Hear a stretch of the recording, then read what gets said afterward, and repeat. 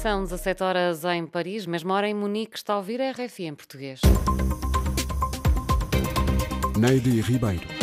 O presidente francês discursou hoje na Conferência de Segurança em Munique sobre a guerra na Ucrânia, que dentro de poucos dias completa um ano. Emmanuel Macron realçou as consequências catastróficas do conflito e disse não ter dúvidas de que o mundo se deve preparar para uma guerra prolongada.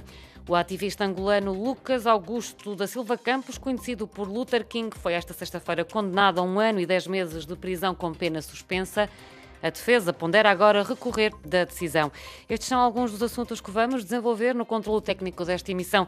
Está Moçalo Chili e o jornal começa agora. Maputo 105 FM. O presidente francês discursou esta sexta-feira na Conferência de Segurança em Munique sobre a guerra na Ucrânia, que dentro de poucos dias completa um ano. Emmanuel Macron realçou as consequências catastróficas do conflito e disse não ter dúvidas de que o mundo se deve preparar para uma guerra prolongada.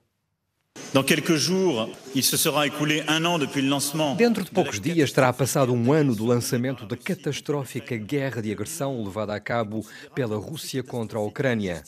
O balanço é considerável de um conflito catastrófico e injustificado, e eu quereria insistir aqui de forma profunda sobre um ponto.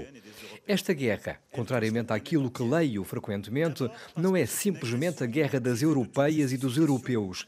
Ela afeta todo o planeta. Antes de mais, porque se trata de uma agressão desprovida de qualquer justificação e que eu qualificaria, como fiz há alguns meses na tribuna da Assembleia Geral das Nações Unidas, de neocolonial e imperialista. Esta agressão tem efeitos calamitosos no mundo de que a Rússia tem total responsabilidade. Atualmente, a Rússia é uma potência de desequilíbrio e de desordem. O momento não é de diálogo porque temos uma Rússia que escolheu a guerra, que escolheu intensificá-la e escolheu praticar inclusivamente crimes de guerra e perpetrar ataques contra infraestruturas civis. A conclusão a curto prazo que devemos retirar é simples: a Rússia não pode nem deverá ganhar esta guerra e a agressão russa deve falhar. Nós devemos-nos preparar para um conflito prolongado. As palavras de Emmanuel Macron, presidente francês, dobrado aqui por Miguel Martins.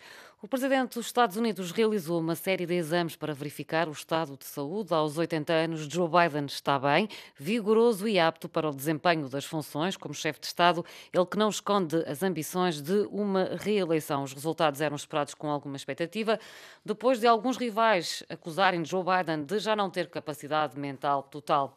As equipas de resgate continuam a retirar pessoas com vida dos escombros dos edifícios que ruíram na Turquia. Mais de 41 mil pessoas morreram devido ao sismo de magnitude 7,8 que atingiu a fronteira entre a Turquia e a Síria. Desta vez foi um rapaz que foi resgatado com vida. Em Espanha, o Parlamento adotou ontem a criação de uma licença menstrual, algo inédito na Europa.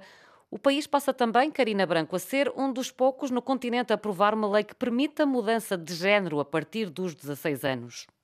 A criação da licença menstrual faz da Espanha o primeiro país na Europa e um dos poucos no mundo, a par do Japão, da Indonésia e da Zâmbia, por exemplo, a integrar esta medida na sua legislação. As mulheres com menstruações incapacitantes e dolorosas podem assim recorrer a esta baixa como uma situação especial de incapacidade temporária de trabalho. O novo pacote legislativo prevê ainda reforçar o acesso à interrupção voluntária da gravidez, que passa a poder ser praticado por adolescentes com mais de 16 anos sem precisarem do acordo dos pais.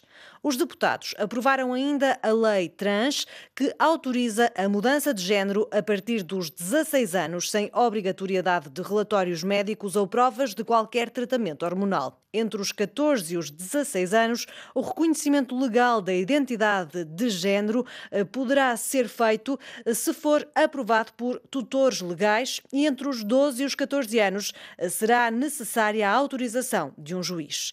A Espanha junta-se assim aos poucos países do mundo que autorizam a autodeterminação de género através de uma simples declaração administrativa, como a Dinamarca, por exemplo, que foi o primeiro país a fazê-lo na Europa em 2014. Em Addis Abeba, o dia hoje foi de reuniões antes do arranque amanhã da 36ª Cimeira de Chefes de Estado e de Governo da União Africana. O presidente angolano João Lourenço dedicou o dia ao Conselho de Paz e Segurança, que tem a cargo a resolução dos conflitos armados no continente. O presidente da África do Sul, Cyril Ramaphosa, afirmou que o conflito na RDC é insustentável. A reportagem é da nossa enviada especial a Addis Abeba, Catarina Falcão. João Lourenço está a ter uma agenda recheada em Addis Abeba, na Etiópia, antes de participar na 36ª Cimeira da União Africana. Hoje, o dia do líder angolano foi dedicado ao Conselho de Paz e Segurança, com uma reunião logo pela manhã que juntou os líderes do Burundi, Quénia, Sudão do Sul, Tanzânia, Uganda, para discutir o conflito que opõe o Ruanda e a República Democrática do Congo, com a presença também dos presidentes destes países. Ainda sem resultados finais, já que as negociações ainda estão a decorrer nos bastidores, a reunião, que durou mais de 4 horas, contou mesmo com uma saída dramática da sala por parte do presidente do Ruanda, Paul Kagame, aparentemente enervado com as discussões, segundo fonte diplomática queniana. O líder ruandês acabou por voltar e, mesmo com os ânimos ao rubro na sala, fonte diplomática angolana disse que a reunião teve um resultado positivo, com uma conversa franca e honesta entre as partes. O presidente angolano está agora a participar no Conselho de Paz e de Segurança, onde estão representados 15 países africanos, sendo Angola o único lusófono. No início desta reunião, o presidente da África do Sul, Cyril Ramaphosa, disse que a situação volátil no leste do Congo acontece há demasiado tempo e é claramente insustentável. Entretanto, a Addis Abeba já chegaram outros líderes lusófonos, como o presidente Omar Sissoko Embaló, a cumprir uma visita de Estado à Etiópia. Já Filipe Nyusi, presidente moçambicano, participou esta manhã num evento sobre terrorismo em Cabo Delgado. Também já chegou José Maria Neves, presidente de Cabo Verde, estando já em terras etíopes. Catarina Falcão, Addis Abeba, RFI. O ativista angolano Lucas Augusto da Silva Campos, conhecido como Luther King, foi esta sexta-feira condenado a 1 ano e 10 meses de prisão com pena suspensa. A defesa pondera agora recorrer da decisão, como nos explica o advogado Francisco Muteca. O Luther King foi condenado numa pena suspensa. A defesa está parcialmente satisfeita. Queríamos que fosse totalmente absolvido. O que não vai ser o caso. Vão recorrer da decisão? A defesa vai ponderar se eventualmente vai lançar mão ao recurso desta decisão. Nesse preciso momento vamos refletir com calma e serenidade todo o acórdão para que no final nos possamos posicionar quanto à questão da sentença. O ativista angolano Luther King está detido há mais de 1 ano, desde janeiro de 2022. O processo judicial começou só há cerca de 3 meses, em dezembro do ano passado. Esta pena suspensa, o que é que representa e o que é que significa? Significa que todos os crimes, as provas carregadas ao nível do processo não faziam sentido para que o mesmo fosse condenado nos crimes em que respondia. Ao arguido Luther Augusto da Silva Campos, fica a preocupação de que, de facto, respondeu mediante um processo e que agora lhe será restituída a liberdade, a vida segue. A liberdade a partir de hoje? A liberdade a partir de hoje, e a soltura já foi emitida e assinada pelo próprio juiz do julgamento. O advogado Francisco Muteca, entrevistado por Lígia Anjos. Moçambique poderá ser afetado pelo ciclone tropical intenso Freddy, que se formou na região da Austrália e que se encontra na bacia do sudoeste do Índico, em direção a Madagascar. A reportagem é de Orfeu Lisboa. O alerta está lançado, segundo o meteorologista Cássio Tembo. O ciclone tropical intenso Freddy desloca-se a uma velocidade rápida e terá como epicentro Madagascar já a partir do dia 22 deste mês. Há uma grande indicação de que o sistema poderá chegar à costa do nosso país. As águas são muito quentes, então tem condições de entrar com grande potencial em termos de intensidade do vento. Esse sistema poderá entrar como ciclone tropical, categoria 3, ou mesmo como ciclone tropical intenso, categoria 4. Mas nós estamos a mapear esse sistema.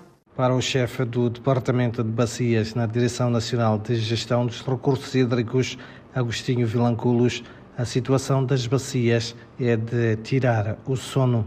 É uma situação um pouco preocupante, de facto, porque se formos a cruzar com a informação do INAME, no caso do ciclone Fred atingir essas áreas, por exemplo, da região centro, nós temos essa bacia em alerta máxima, é de elevado risco, juntamente com a bacia do Licungo. As autoridades moçambicanas garantem contínua monitoria do ciclone Fred, que deve entrar para o canal de Moçambique no dia 24 deste mês. De Maputo para a RFI, Orfeu, Lisboa. E é o ponto final neste bloco informativo.